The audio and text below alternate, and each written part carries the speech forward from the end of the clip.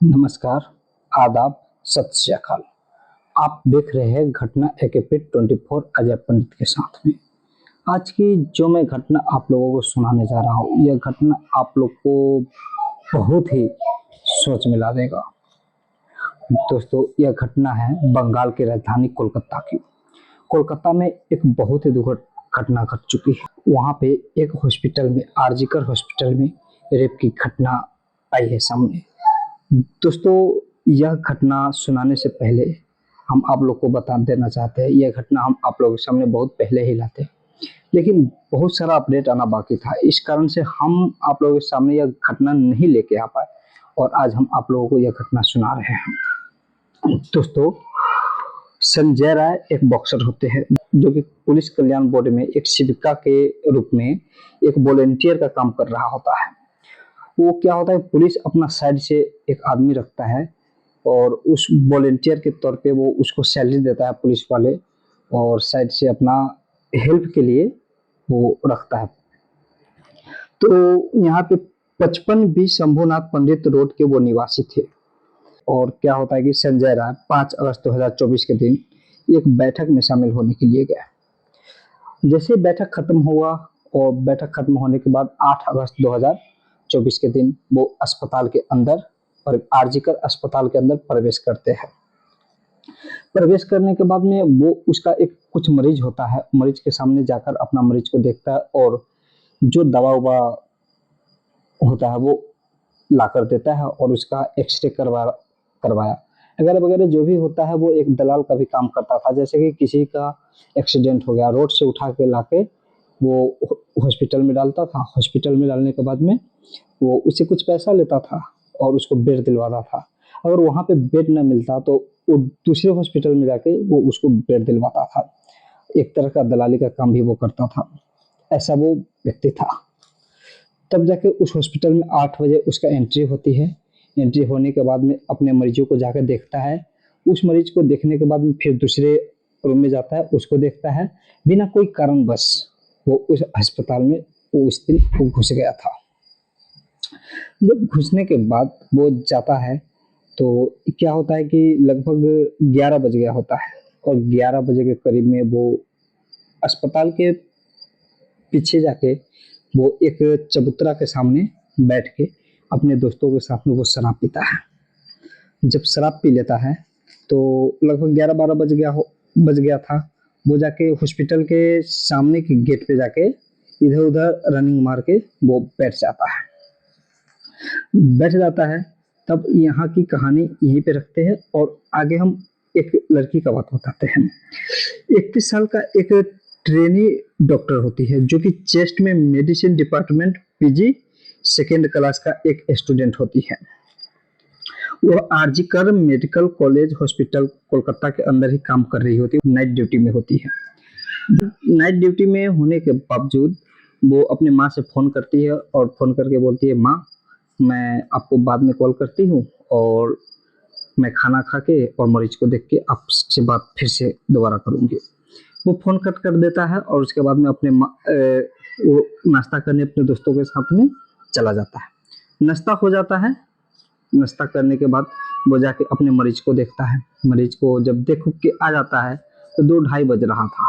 2-2:30 बजे के करीब में वो जाके सेमिनार हॉल होता है, ठीक है, वहाँ पे जाके सेमिनार हॉल में जाके वो लड़की सो जाती है। लेडी डॉक्टर जो होती है वो जाके सो जाती है। सोने के बाद में तब जाके संजय राय जो होते हैं वो उस हॉस्पिटल में फिर से वहाँ से उठ के उस हॉस्पिटल के इधर उधर रनिंग मार के उस सेमिनार हॉल के अंदर वो प्रवेश करता है। उसको किसी ने बताया था या फिर कुछ था। उस सेमिनार हॉल के अंदर प्रवेश करने के बाद वो सेमिनार हॉल में जाता है। जब जाता है तो लड़की को पाता है। वहाँ पे लड़की को पाने के बाद में उसके साथ में बहुत सारा कांड होता है और ये यहीं पे रखते हैं। उसके बाद में हम बताते हैं आगे क्या होता है। वो जब बाहर से निकलता है, जो अंदर जाता है वो भी कैमरा में कैद होता है और जो बाहर निकलता है वो भी कैमरा में कैद होता है। वो जब अंदर पहुंचता है संजय राय तो लगभग 40 से 45 मिनट वो सेमिनार हॉल के अंदर रहता है और जाके 4:37 पे वो अंदर से बाहर निकलता है, 8 और 9 अगस्त की रात में। तब जाके 6 बजे सुबह में कर्मचारी लाश देखा। अंदर जब पहुंचा कर्मचारी सब रूम को निरीक्षण करने के लिए, तो उसके अंदर लाश पाया गया। लाश में क्या होता है कि उसमें पाया गया कि उसके आंख में चोट आया था। आंख में चोट, गर्दन में चोट, गर्दन का हड्डियां टूटा हुआ था, इसका जो टेंग था उसको फाड़ दिया गया था। इस तरह से दर्दनाक मौत उसको दिया था। उसके साथ में ये सब मारपीट करने के बाद उसके साथ में गैंग रेप हुआ था। वो संजय राय तो बॉक्सर थे ही, उसके साथ में बॉक्सिंग की तरह ऐसा लग रहा था कि कोई आके उसके साथ बॉक्सिंग किया है, ऐसा था। लड़की को बहुत बुरी तरह से मारा जाता है। मारने के बाद में जब सुबह सुबह होता है तो सुबह में बहुत हंगामा हो जाता है। हंगामा होने के बाद में वहाँ के प्रिंसिपल को 7 बजे पता चलता है। 7 बजे पता जैसे ही चलता है तो वहाँ तो हॉस्पिटल में तो हंगामा मच ही चुका था। तब जाके उनके फैमिली वाले को फ़ोन करके बोलते हैं कि आपका लड़की बहुत बीमार है और आप आ जाइए यहाँ पे। तो उनके माँ बाप बोलते हैं कि क्या हुआ मेरी बेटी को। तो वो बोलता है कि आपकी बेटी सुसाइड कर लिया है। जैसे ही ये बात सुनता है उनका माँ बाप आता है।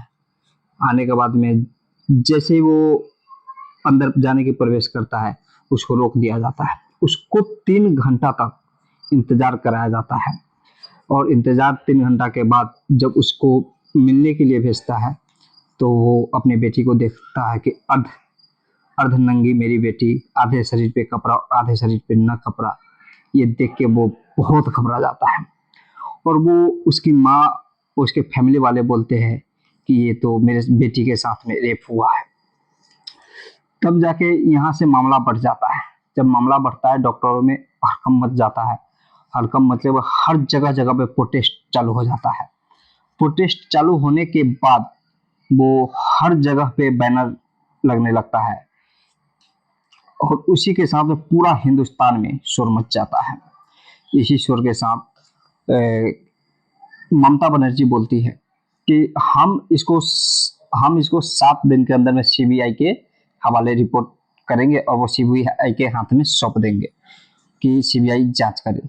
लेकिन उनके फैमिली वालों को कहना था कि नहीं, ये 7 दिन के अंदर नहीं, 5 दिन के अंदर में जल्द से जल्द कार्रवाई होना चाहिए। और वैसा ही हुआ, सीबीआई के हाथ में सौंपा गया और सौंपने के बाद में बहुत तरह का खुलासा हुआ है। खुलासा में यह है कि संजय राय जो थे वो उनकी 4 शादियां हो चुका है। पहली बीवी छोड़ के चली गई, दूसरी बीवी छोड़ के चली गई, तीसरी बीवी छोड़ के चली गई और चौथी बीवी जो उसकी थी वो कैंसर के कारण उसका मौत हो गया। और जांच में प्राइवेट पार्ट से जब सीमन निकाला गया तो सीमन में 151 mg सीमन पाया गया। यह 151 mg सीमन किसी एक आदमी का तो हो ही नहीं सकता। जब ये सब हुआ तो हाई कोर्ट भी यह देखकर आश्चर्यचकित हो गया। वहाँ का जो प्रिंसिपल था, प्रिंसिपल को उसी समय अपना रिजाइन दिया और रिजाइन देके वो हट गया और ठीक उसके कल होके 24 घंटा के अंदर ही वो दूसरा मेडिकल कॉलेज ज्वाइन कर लिया। यह देख के तो बहुत भारी सवाल खड़ा करता है कि ये तुमने अभी रिजाइन दिया और कल जाके फिर से ज्वाइन कर लिया। हो ना हो इसमें क्या उसका भी हाथ हो, और ये तो एक आदमी का तो सीमन हो ही नहीं सकता है क्योंकि ये गैंगरेप है। और गैंगरेप में दोस्तों ऐसा काम हुआ है, इसको निर्भया 2 भी बहुत लोग बोल रहे हैं। इसके साथ में दोस्तों वो वॉलंटियर में काम जो कर रहे होते हैं उनको 12,000 की सैलरी होती है।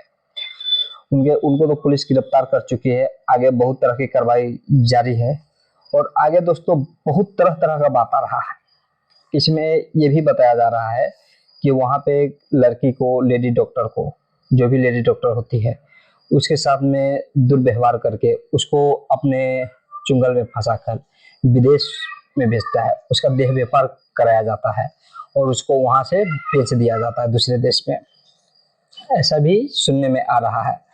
अभी कितना सच है कितना गलत है अब ये सीबीआई अपना जांच कर रही है और जांच में जो सामने आएगा वो होगा। दोस्तों ऐसे आदमी को फांसी की सजा नहीं मिलनी चाहिए। मेरा अपना विचार है, हम खुद बता रहे हैं कि ऐसे आदमी को फांसी की सजा नहीं देना चाहिए। इसका जो है ना प्राइवेट पार्ट वो काट दिया जाए, दोनों हाथ काट दिया जाए, दोनों पैर काट दिया जाए, इसको इस तरह मारा जाए, तरपा तरपा के मारा जाए, ताकि ये जो जितने भी नव युवक है, आगे की पीढ़ी जितने भी है, वो ये देख के कांप उठे कि अगर हम ऐसा गलती करेंगे तो मेरे साथ भी ऐसा ही होगा। दोस्तों बहुत ऐसा घटना है जो कि यहाँ पे बिहार में भी ऐसा घटना घट चुका है मुजफ्फरपुर में, जो कि उसके बारे में भी अगला एपिसोड हम आपको दिखाएंगे। यहाँ तक कि उत्तराखंड में भी एक ऐसा ही घटना घटा है। दोस्तों हर जगह पे हर 3 मिनट में दो बलात्कार की बातें आ रही है, दो बलात्कार सामने आ रही है। दोस्तों इस घटना को कैसे रोका जाए? अगर ऐसा कांड हो, उसका प्राइवेट पार्ट काट दिया जाए, उसको उसका पैर काट दिया जाए, उसका हाथ काट दिया जाए, उसको तरपा तरपा के मारा जाए, डेली डेली टॉर्चर किया जाए, और बीच चौराहे पे लोगों के सामने, कैमरा के सामने, टीवी, बड़ा बड़ा टीवी पर्दा पे दिखाया जाए, तब जाके ये सक्सेस होगा। हमारे देश में बलात्कार की नौबत नहीं आएगी दोस्तों। और हम लोग सब प्रण करें कि हम लोग यहाँ से कोलकाता चले, बंगाल चले और वहाँ की सरकार को उखाड़ फेंके, क्योंकि ममता बनर्जी, हम डायरेक्ट ममता बनर्जी के ऊपर सवाल खड़ा कर रहे हैं कि ममता बनर्जी जो है ना, वो वहाँ पे अच्छा नहीं कर रही है।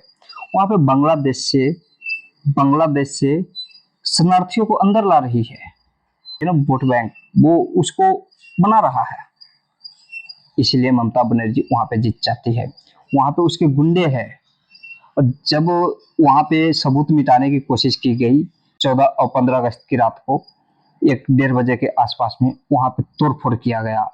पहला जो बैरिकेटिंग था लगा हुआ, उस बैरिकेटिंग को तोड़ के फिर दूसरा बैरिकेटिंग पे गया, दूसरा बैरिकेटिंग को अपने तरफ खींच के वो जाके अंदर, जब हॉस्पिटल आरजीकर हॉस्पिटल में अंदर पहुंचने लगा, वहां पे एक ही बात बोल रहा था, कुछ गुंडे थे कि सेमिनार हॉल किधर है, सेमिनार हॉल किधर है।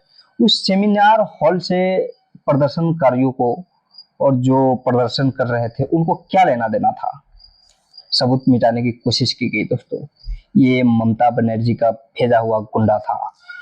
हम डायरेक्ट ममता बनर्जी पे सवाल खड़ा कर रहे हैं दोस्तों। इस घटना में बहुत ही दर्दनाक घटना घटा है। ऐसा ही कुछ घटना मुजफ्फरपुर में है, जो कि उसको पुलिस वाले और मेडिकल रिपोर्ट के अनुसार ये माना जा रहा है कि उसमें बलात्कार नहीं किया गया है। इसका क्या सच है क्या गलत है, अभी अपडेट आने के बाद हम आपको मुजफ्फरपुर के बारे में पूरी घटना आपको बताएंगे। ऐसा बार बार घटना होने से पहले मेरा एक ही विचार है कि जो मैंने सलाह दिया है उस अनुसार काम किया जाए। दोस्तों बहुत सारी घटना है रेप का, हम बारी बारी से आपको अलग अलग प्रकार से आप लोगों के सामने कहानी के तौर पे, घटना के तौर पे हम आपको दिखाएंगे। ये जो हम बोल रहे हैं, हम भी किसी सोशल मीडिया से, किसी अखबार से उठाकर आप लोगों के सामने रख रहे हैं। दोस्तों यह घटना सुनाने का उद्देश्य किसी को गलत बनाना नहीं है, किसी को परेशान करना नहीं है, बल्कि आपको सतर्क रखना है, आपको होशियार रखना है। आप सुरक्षित रहे और महिला को भी सुरक्षित रखे। जय हिंद, जय भारत।